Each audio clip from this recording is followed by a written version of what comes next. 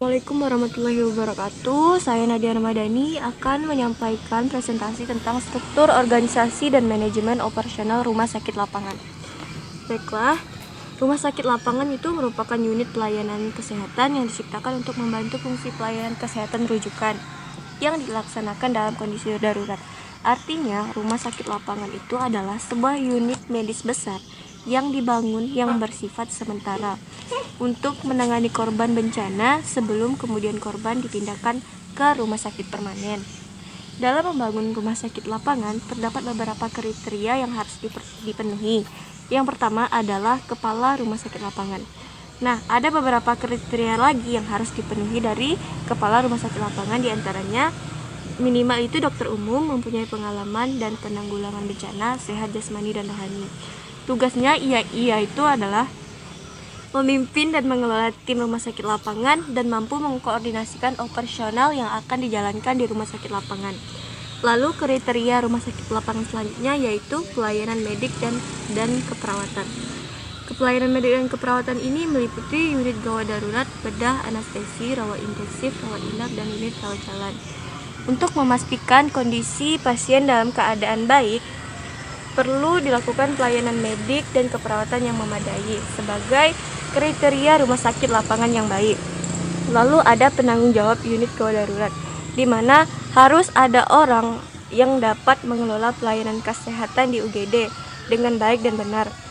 Lalu ada penanggung jawab unit bedah, tergantung pada kondisi bencana yang terjadi pada saat itu. Apabila korban terdapat fraktur yang memungkinkan, yang mengharuskan untuk langsung melakukan operasi pada saat itu juga, maka pertanggungjawaban dari unit bedah ini sangat diperlukan. Lalu ada Baiklah, di sini saya akan melanjutkan pemateri pertama, yaitu di sini ada penanggung jawab unit rawat inap. Penanggung jawab unit rawat inap di sini bertugas sebagai mengelola pelayanan kesehatan di unit rawat inap, mengkoordinasi penerimaan pasien dari ruang UGD, ruang bedah, dan ruang rawat jalan. Juga unit rawat inap ini di sini juga harus mengkoordinasikan perawatan lanjut. Selanjutnya ada penanggung jawab unit rawat jalan. Di sini bertugas sebagai mengelola pelayanan kesehatan di unit rawat jalan serta mengkoordinasikan pemilihan pasien untuk memberikan pelayanan yang dibutuhkan pasien dengan tepat. Ketiga, ada pelayanan penunjang medik.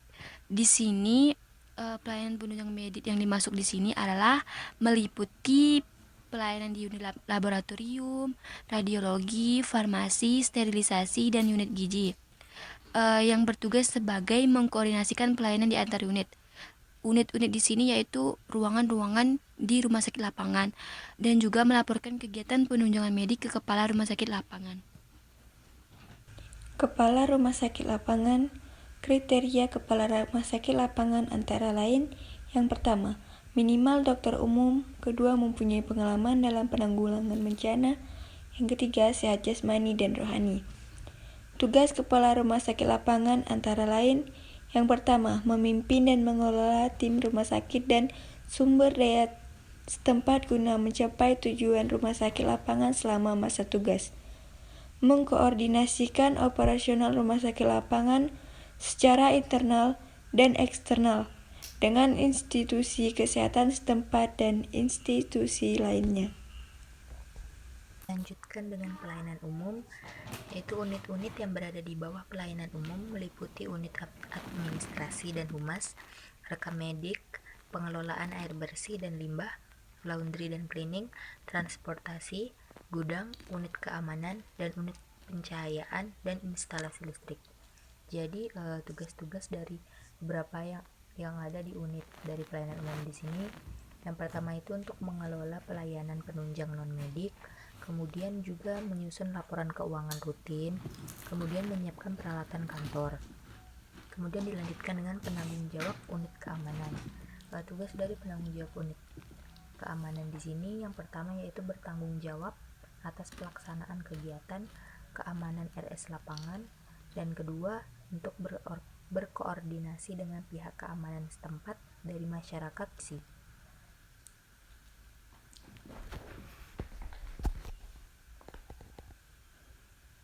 Baiklah, dilanjutkan dengan persiapan pendirian rumah sakit lapangan, yaitu persiapan sumber daya. Yang pertama, tenaga medis dan non-medis. Yang kedua, obat dan perbekalan kesehatan. Yang ketiga, jenis penyakit dan obat saat bencana. Dan yang keempat, alat medis, alat penunjang medis, dan alat non-medis. Adapun tenaga medis itu adalah setiap orang yang mengabdikan diri dalam bidang kesehatan serta memiliki pengetahuan keterampilan di bidang kesehatan.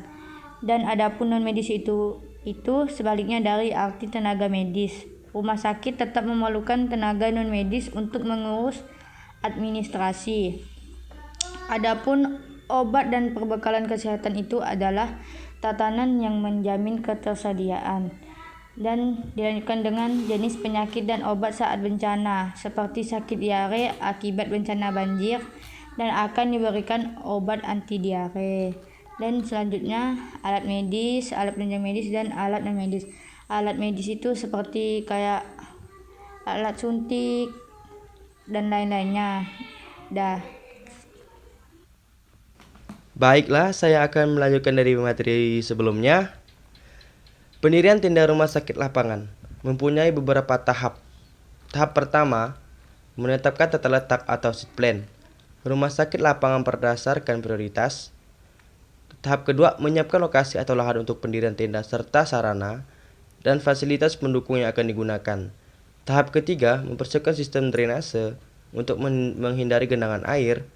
Tahap keempat, membersihkan permukaan lokasi pendirian tenda dari benda tajam yang dapat merusak tenda. Dan apabila permukaan tanah tidak datar, harus diratakan dahulu. Tahap kelima, menyiapkan pembatas atau pagar sebagai pengaman dan menetapkan satu pintu masuk dan satu pintu keluar untuk membatasi keluar masuk orang yang tidak berkepentingan. Tahap keenam, mendirikan tenda berikut secara berurutan sesuai prioritas. Selanjutnya, ada beberapa tenda yang harus dipersiapkan. Tenda pertama, tenda gudang. Yang kedua, tenda unit gawat darurat atau UGD. Yang ketiga, tenda bedah. Yang keempat, tenda keperawatan. Yang kelima, tenda intensive care unit atau ICU. Tenda keenam, tenda farmasi. Tenda ketujuh, tenda personil. Tenda ke-8, tenda administrasi.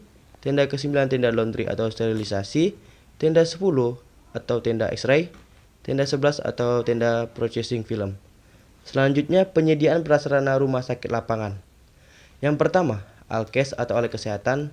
Yang kedua, prasarana radiokomunikasi. Yang ketiga, pembangkit daya listrik atau generator set. Yang keempat, prasarana air bersih. Yang kelima, prasarana penerangan.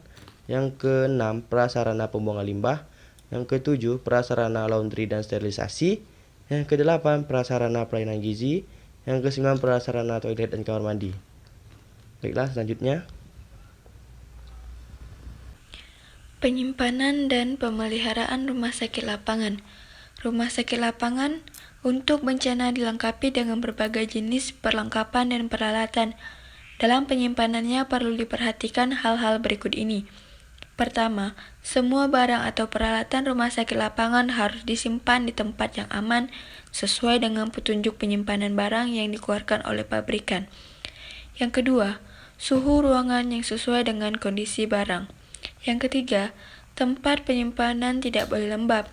Yang keempat, barang tidak diletakkan langsung di atas lantai. Yang kelima, penyimpanan barang sesuai dengan klasifikasi barang untuk memudahkan keluar masuk barang dan pengecekan barang. Dan yang terakhir, tempat penyimpanan barang bebas dari hewan pengganggu.